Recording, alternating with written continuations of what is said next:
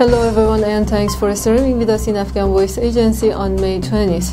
The United Nations General Assembly will hold an urgent meeting today to discuss the grave situation in occupied Palestinian territories, including East Jerusalem, as Israel presses on with its deadly aggression in Gaza and West Bank.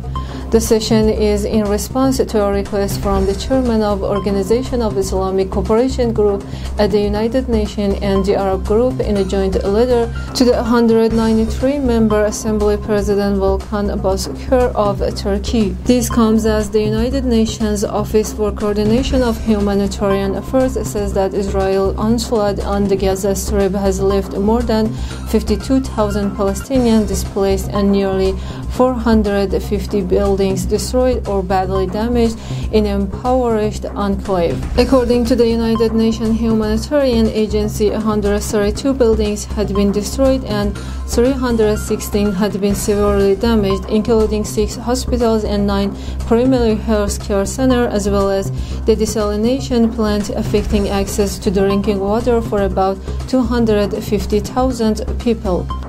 The Afghan Acting Ministry of Finance on Wednesday did not deny claims by lawmakers in parliament who alleged that $8 million worth of revenue is being embezzled at the customs on a daily basis, but he did say there are reports of corruption involving governors, police commanders, employees of the Ministry of Finance, as well as ordinary citizens. Meanwhile, the Ministry of Commerce and Industry said that there is also extortion on the highways and mentioned that along with the corruption, the poor country is a factor. The two cabinet ministers made the remarks during a session in Parliament. Both were summoned by the legislature at the House of Representatives to account for recent fires that destroyed fuel trucks in Herat, Farah, and Kabul provinces.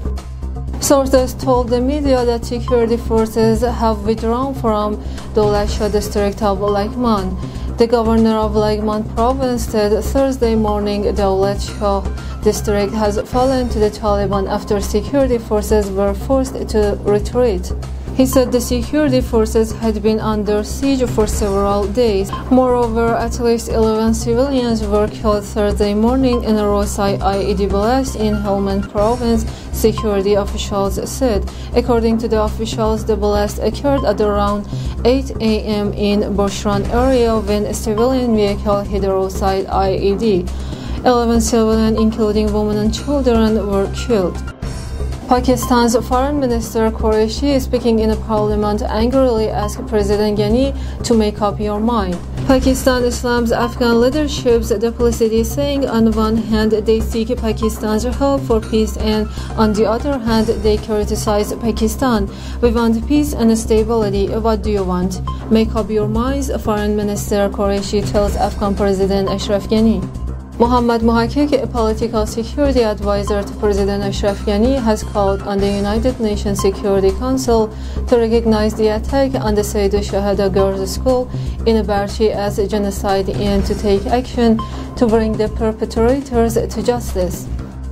The top Iranian negotiator says good progress had been made in Vienna talks between the remaining parties to the 2015 Iran nuclear deal, but participants need to return to their respective countries for further consultation on certain remaining issues.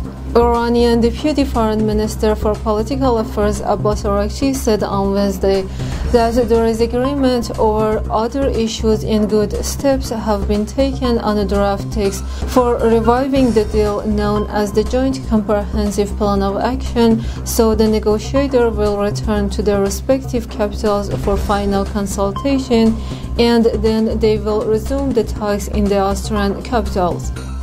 Thank you so much for being with us, and until next time.